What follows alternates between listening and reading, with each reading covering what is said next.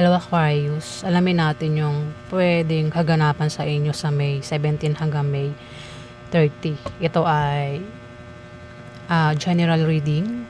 Hindi po lahat ay pwedeng tamaan itong binabasa ko. Pero kung tamaan ka, di ikaw na yan, hindi ba? Kasi itong reading, pwedeng tumama rin sa kapwa mo zodiac sign. Pwede rin tumama sa mga kakilala mo Aquarius. At ito nga ay general reading, hindi po ito personal reading Aquarius So, umpisa na natin.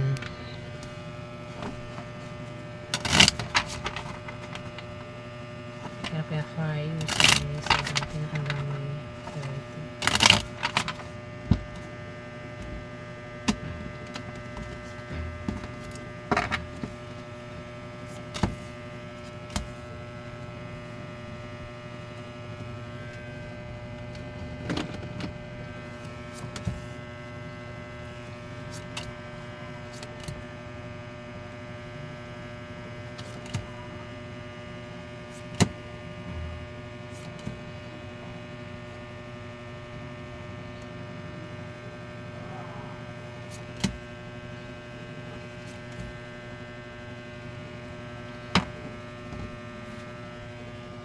Aquarius, may fire sign dito, meron ding earth sign at merong water sign. Ang fire sign, meron ditong Aries, maaaring ito ay Leo o Sagittarius ang zodiac sign. Meron din ditong earth sign, ito ay maaaring Capricorn o Virgo o Taurus ang zodiac sign. Meron din ditong water sign, ito ay maaaring Scorpio o maaaring Pisces o Cancer ang zodiac sign. Meron ding fire sign na bata dito, Aquarius. Wala akong nakitang air sign. Air sign ikaw, Aquarius Maaaring ito ay mga kasama mo sa May 17 to May 30, Aquarius. May ano rito, may magtataksil na mahuhuli, mabubuking. Kasi may may tao dito, maaaring ikaw, Aquarius, pwedeng ikaw daw ay may plano, may balak, natetempt ka may balak ka, pwedeng masama o mabuti yung binabalak mo dito, Aquarius. Pwedeng gawin mo sa umaga o sa gabi o madaling araw. Pero, ingat ka kasi, kung yan ay masama ang binabalak mo, pwedeng mahuli ka, Aquarius. Ayan may taksil, may magsisinungaling, may manloloko o maaaring ito ay manlinlang pero mahuhuli. At kapag nahuli, pwedeng magkaroon ng away. Ayan away, Aquarius. Na pwedeng lumala yung away.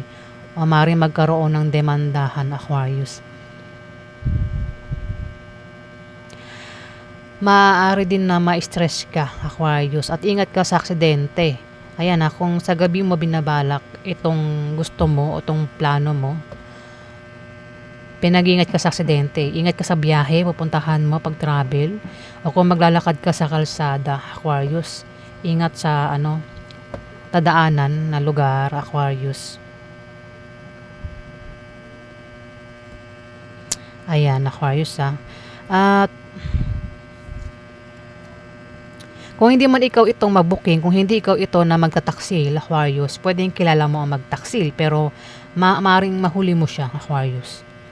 Mahuhuli mo, ikaw yung makakahuli sa kanya. Dito magkakaroon ng away.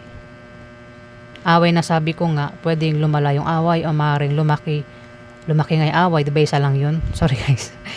Away na pwedeng humantong sa demandahan. Ayan, kung magkakaroon ng away, huwag na lang makipag-away o umiwas sa away, Aquarius, kung ikaw yung mapaaway. Kung hindi ka kasali sa away, huwag sumali sa away. Yun lang yun, di ba? At mukhang magkakapera ka raw sa pag-travel mo, sa pupuntahan mo, o sa binabalak mong itayong negosyo. Kung hindi man ikaw ito, Aquarius, pwedeng kilala mo siya. Sa kanya binabalak itayong negosyo, magkakapera siya o ikaw. Ayan, Aquarius. O kayong dalawa magkapera. Kung mayroong negosyo, lalago yung negosyo. Kung nagbabalak pa lang magtayo ng negosyo, Aquarius, yan daw ay lalago. At maaaring yung pera galing dyan sa mismong itatayong negosyo, bagong tayong negosyo. Pwede rin na may tao dito ang magpapayo na patungkol sa negosyo, Aquarius. Meron kang makaka-deal na, yung nga nabanggit ko na kanina, pwede magkakasama lang ito o kasama ka dyan. Eto pwede kasama ka rito, o maaaring hindi ka kasama dito. Pwede tatlo sila. Baka ito yung magkaka-partner sa negosyo, magkakasama sa negosyo, na binabalak kita yung negosyo nga. Ayan, paulit-ulit, negosyo. Ayan na. May earth sign, may fire sign, may water sign. Tatlo sila, Aquarius. Pwedeng kilala mo yung mga yan. Silang tatlo ay maaaring magkaka-business deal, magkakasama sa binabalak ito yung negosyo sa May 17 hanggang May 30. Na yung negosyo, yan naman daw ay lalago. Maraming customer ang lalapit. At mukhang, ayan, may magkakapera. Pwedeng isa dyan sa tatlo. Pwede rin naman na ikaw yung magkapera, Aquarius. Galing sa isa dyan sa tatlo yung pera. Kasi nagtayo nga ng negosyo. Ayan. Yung nga lang, may tao dito, Aquarius, ang water sign siya. Ito raw ay maaaring problema sa kanyang pamilya, love life, o baka meron siyang gulong kakasangkutan na Aquarius, itong water sign na ito. Kasi may away dito. Pwedeng siya yung mapaaway, Aquarius. Pero malalampasan niya rin daw ito. Ang water sign ito ay maaaring Scorpio, o maaaring Pisces o Cancer ang zodiac sign niya. Ayan. Siya yung maaaring problema dito, Aquarius. Alamin pa natin yung ganap sa inyo.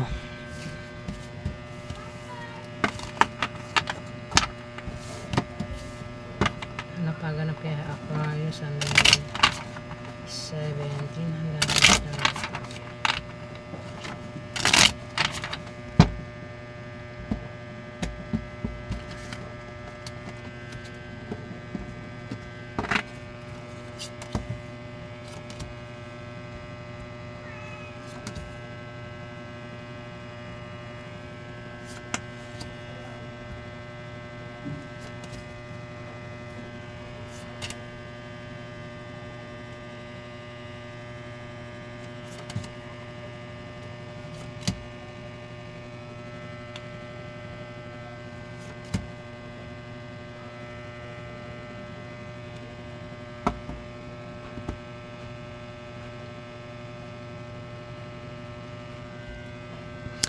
Aquarius, may away.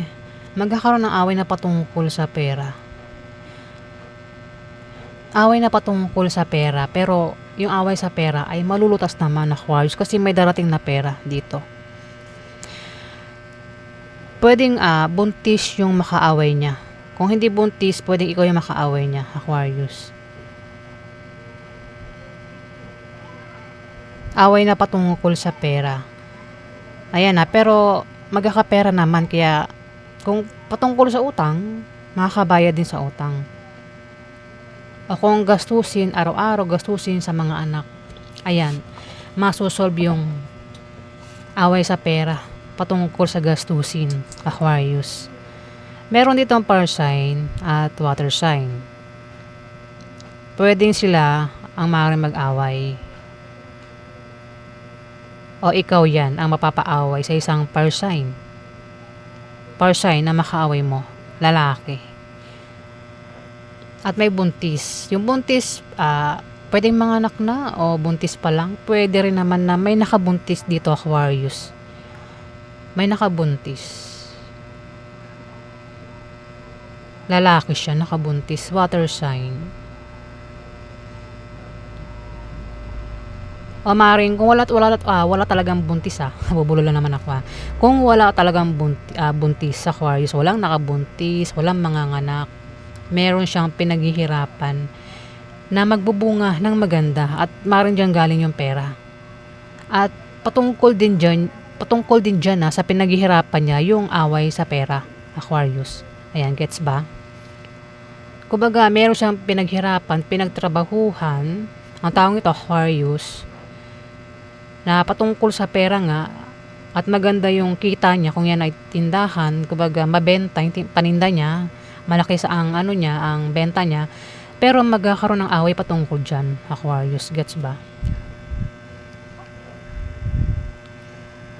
Dito, maaaring iba sa inyo ay mag-travel, umalis, meron kayong pupuntahan, pero mag-ingat kayo kasi maaaring magka-problema kayo sa pupuntahan nyo o sa pag-alis nyo, Aquarius. Maaaring meron kayong ka-business deal o ka-deal o baka lilipat kayo ng bahay o bibili kayo ng bahay. Ayan, ingat kayo, baka magka-problema kayo dyan, Aquarius. Kung lilipat kayo ng bahay, pwede magka-problema kayo sa paglipat nyo. O bibili kayo ng bahay, ayan, baka magka-problema kayo dyan. Ayan, kasi eight of clubs. Problema ito eh. May tao dito ang magbibigay sa inyo ng problema, Aquarius. Kaya maaaring magka-problema kayo. Pwede rin naman na iba ang dahilan ng pag-travel nyo dito, Aquarius. Na may magbibigay nga daw sa inyo ng problema sa pag-travel nyo o pupuntahan nyo, Aquarius. Dito may papayuhan. May papayuhan, pwedeng ikaw, hindi man ikaw yung papayuhan, pwedeng siyang payuhan. Itong water sign. Ayan. At maaaring ikaw ay maaaring ma-depress at maging negative ang pananaw mo dito, Aquarius. Pero kung hindi ikaw yan, pwedeng siyang tinutukoy, water sign. Depressed at negative ang pananaw niya sa buhay dito, Aquarius. Maaaring nakabuntis ang taong ito. O ikaw yan, nakabuntis. Basta may nakabuntis dito ako. Pero kung hindi pa tungkol sa buntis, hindi nakabuntis. O baka manganganak na kaya problemado sa pera. Ayan.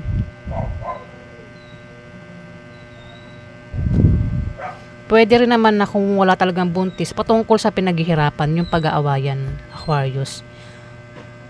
Maaaring kita sa negosyo yung pag-awayan. Ayan, alamin natin yung outcome. Outcome kay Aquarius sa May 17 hanggang May 30.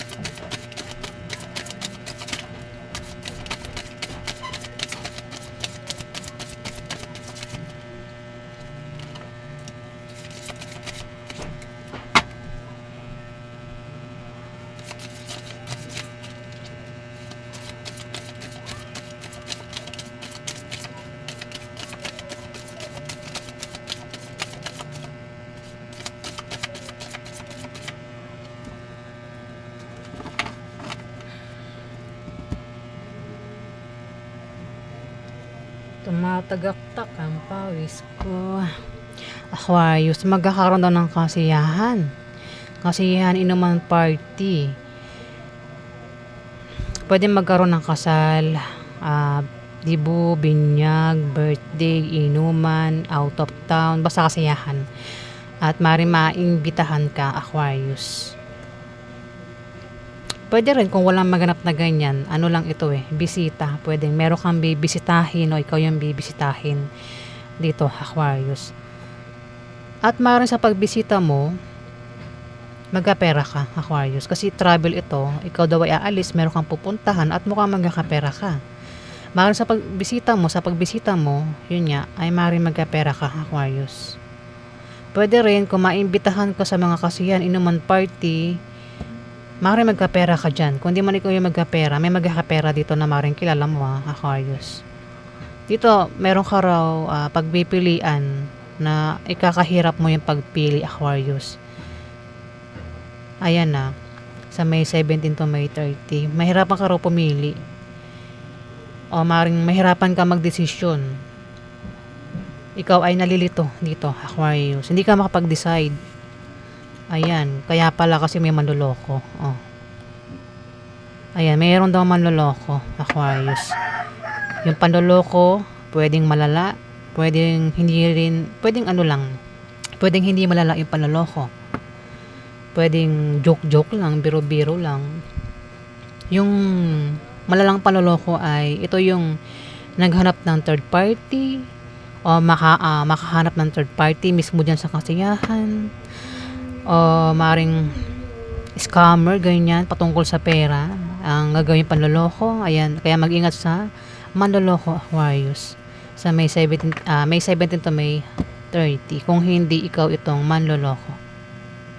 Basta may manloloko daw, Aquarius. So ayan po yung ganap sa inyo, guys. At kung nagustuhan nyo ang aking reading